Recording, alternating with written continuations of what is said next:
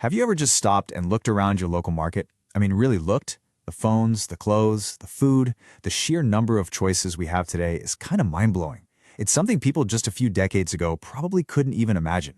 So let's get into how this incredible change happened. You know, it wasn't that long ago that if you were looking at cars on an Indian road, your options were, well, pretty simple. You had the good old Ambassador and the classic Fiat. And that was basically it. That was the whole scene.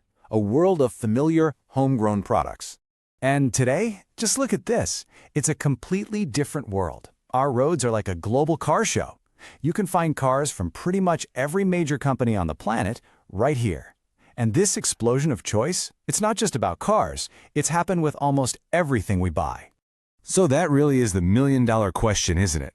This whole thing didn't just creep up on us. It was a super fast, massive transformation. How on earth did our world change so dramatically, so quickly? What was the driving force behind it all? Well, a huge part of the answer lies with one major player, the real engine of all this change, the multinational corporation, or as we all call it, the MNC.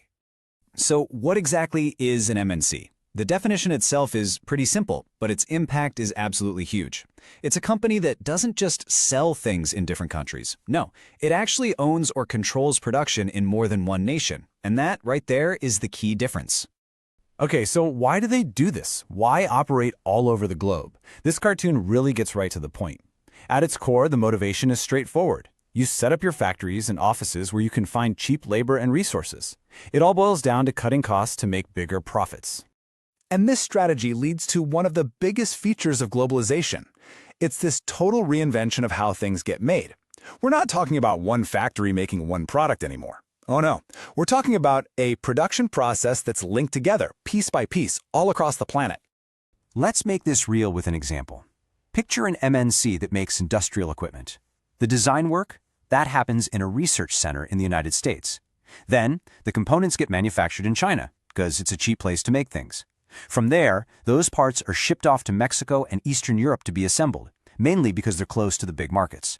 And finally, when you need help, that customer care call is probably being answered in India, which has tons of skilled English-speaking professionals. So why deal with all that logistical complexity? Well, here's the payoff. Spreading production out like this can slash an MNC's costs by a staggering 50 to 60%. That is a massive financial advantage.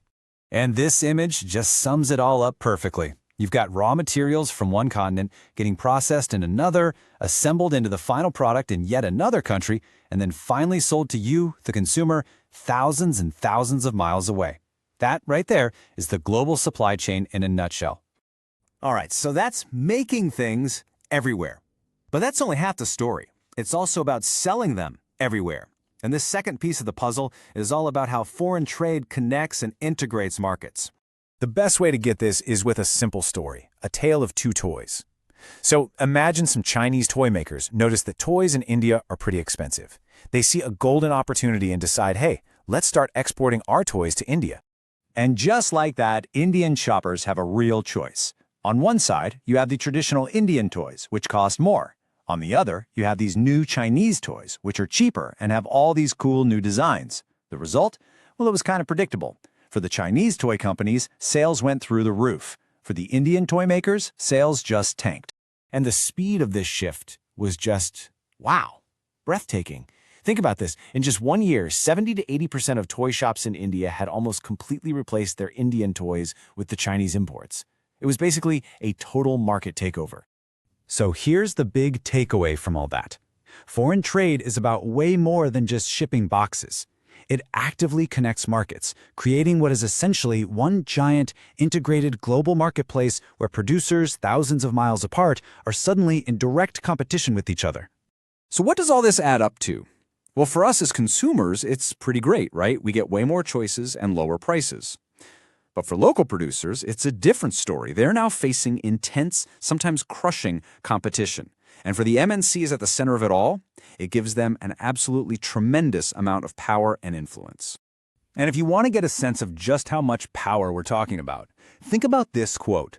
The wealth of many of these top MNCs is bigger than the entire national budgets of some developing countries. I mean, just let that sink in for a moment. The scale is just hard to even comprehend. And that immense power, that incredible disruptive force, It brings us to what might be the most important question in all of this. Is it fair? In this new global game that's being played, who are the real winners? Because for every big success story, you have people like this. For small business owners, for local traders, this idea of stiff competition isn't some abstract economic term. No, it's a daily fight for survival against massive global brands and a flood of cheap imports that can threaten their entire way of life. This cartoon just captures that feeling perfectly, doesn't it? That for a lot of people, it feels like these huge, powerful forces are playing a game. And the game board they're using is our world. The pieces are our lives.